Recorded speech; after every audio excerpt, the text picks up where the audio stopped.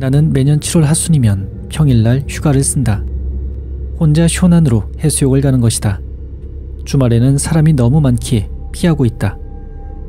여자친구나 친구들과 함께 오는 것도 나쁘진 않지만 아무래도 혼자가 편하다. 하루 종일 백사장에 엎드려 맥주를 마시다 보면 평소 신경 쓰이던 잡다한 일들을 멀끔히 잊을 수 있는 것이다.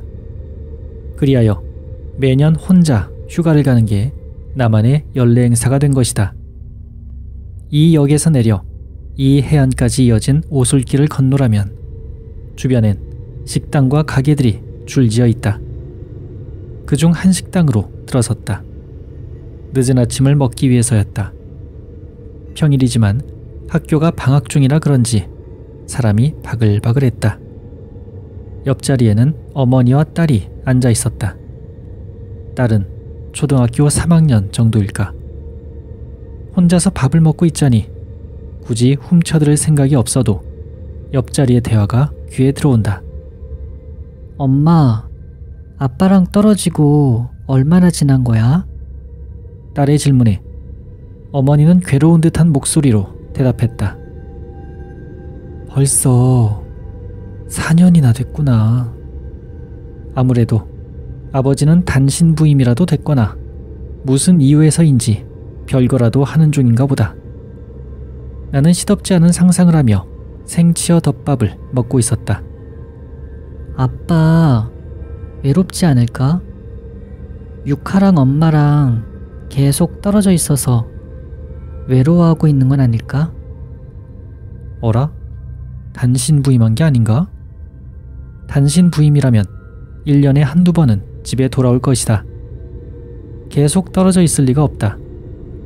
아빠는 강한 분이니까 괜찮아. 분명 잘 지내고 있을 거야. 분명이라. 아무래도 이혼했나 보다. 그래서 모녀만 해수욕을 온 건가? 왠지 쓸쓸해 보인다. 그런 생각을 하며 나는 홀짝홀짝 말차를 들이켰다. 하지만 계산하러 일어섰을 때 들려온 모녀의 대화는 내 상상을 뛰어넘는 것이었다. 엄마, 아빠는 저 세상에서도 담배를 안 끊었을까? 유카가 맨날 끊으라고 말했었는데.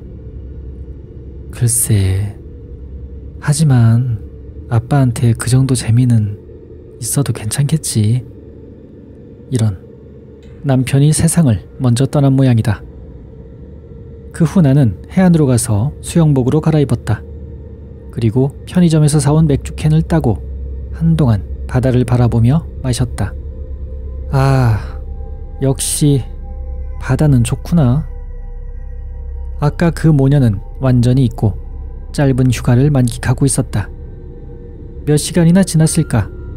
문득 주변을 보니 2미터 정도 옆에 아까 그 모녀가 비치 파라솔을 치고 앉아 있었다. 그런데 자세히 보니 모녀 곁에는 웬 중년 남자가 있었다.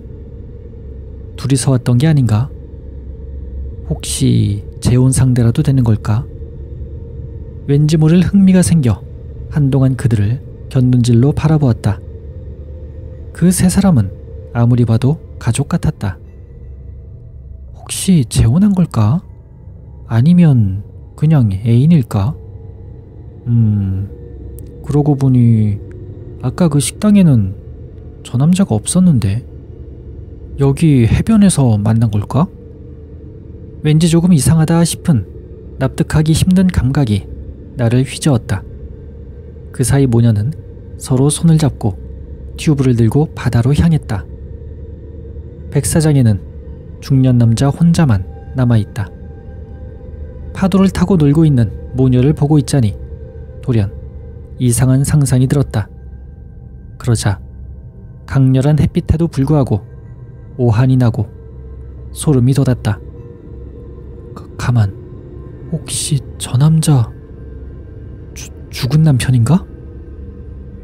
나는 조심스레 중년 남자를 바라보았다. 그런데 남자도 입에 담배를 문 채 내 쪽을 쳐다보고 있다. 나랑 눈이 마주치자 천천히 내 쪽을 향해 걸어온다. 아니 오지 마. 그냥 저리 가라고. 마음속으로 빌고 또 빌었다. 가슴이 터질 것 같다. 하지만 남자는 점점 가까워지고 있다. 그리고 바로 내 눈앞에 떡하니 멈춰서는 남자. 저기 죄송한데 불 좀 빌려주시겠습니까? 나는 요리조리 남자를 뜯어봤다. 유령이고 나발이고 아니었다. 그저 평범한 아저씨다. 곧 라이터를 꺼내 담배에 불을 붙여주었다. 그리고 공포에서 벗어난 반동에서인지 그 남자와 별 쓰잘데기 없는 잡담을 나누었다. 잠시 뒤 그 남자가 말했다. 그건 그렇고 이렇게 혼자 바다에서 쉬신다니 참 좋네요.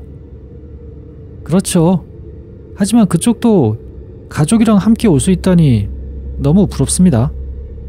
저야 혼자가 편합니다만 가끔은 친구들이랑 같이 왔으면 할 때도 있거든요. 나는 인사치레를 들려주었다. 그런데 내 말을 듣자 남자는 한동안 내 얼굴을 멍하니 바라봤다. 눈을 동그랗게 뜨고 있다. 그 얼굴을 보자니 왠지 소름이 끼쳤다. 그리고 남자는 무거운 목소리로 이렇게 말했다. 가족과 함께라니 무슨 말씀이신지 장난이라면 불쾌하군요. 아내와 딸은 죽었습니다. 딱 4년 전 오늘 말이죠. 하지만 방금 전까지 곁에... 그렇게 말하려다 깜짝 놀라고 말았다. 남자의 엉덩이 밑에 있던 3명 정도 앉을 수 있는 크기의 돗자리가 사라진 것이다. 아까만 해도 있었던 가방이나 파우치도 사라졌다. 파라솔마저 없다. 남자는 지그시 나를 보고 있다. 나는 당황해서 바다에 있을 터인 모녀를 찾기 시작했다. 하지만 가족이 함께 수영하는 집이 많아 찾기 힘들다. 한동안 계속 찾았다. 하지만 모녀만 헤엄치고 있는 가족은 없었다. 나는 다시 곁의 남자 쪽을 보았다. 없다. 가버린 걸까? 남자가 떠난 백사장에는 담배꽁초만이 남아있다. 설마 그 모녀가 귀신이었던 걸까? 아니, 그럴 리 없다. 나는 분명히 그 두 사람의 대화를 들었다. 애초에 이 세상에 귀신 따위가 있을 리 없지 않은가? 맥주의 취기 때문인지 아니면 지나친 사고로 인한 피로 때문인지 나는 그대로 해변에서 잠이 들고 말았다. 그 후로 며칠 동안 그 가족이 너무 신경 쓰여 도서관에서 4년 전 신문을 다 뒤지고 다녔다. 쓸데없는 생각일지도 모르지만 혹 관련된 기사가 있는지 알고 싶었다. 모녀가 불의의 사고로 바다에 빠졌다던가 하는 이야기를 상상하고 있었지만 별 생각 없이 펼친 지역지의 사회면을 보고 나는 할 말을 잃었다. 이게 뭐야? 식칼에 찔려 잔혹하게 목숨을 빼앗긴 두 모녀. 근처에서는 남편이 목을 메어 극단적인 선택을 한 상태로 발견됨. 현재 경찰이 사건의 경위에 대해 조사 중. 순간 온몸에 소름이 쫙 끼쳤다. 기사 옆에는 3사람의 얼굴 사진이 있었다. 그때 해변에서 만났던 두 모녀와 중년 남성의 사진이었다. 순간 당황해서 사진을 손으로 가렸다. 보고 싶지 않았다. 그리고 결심했다. 내년부터는 절대 이 섬에 가지 않겠다고.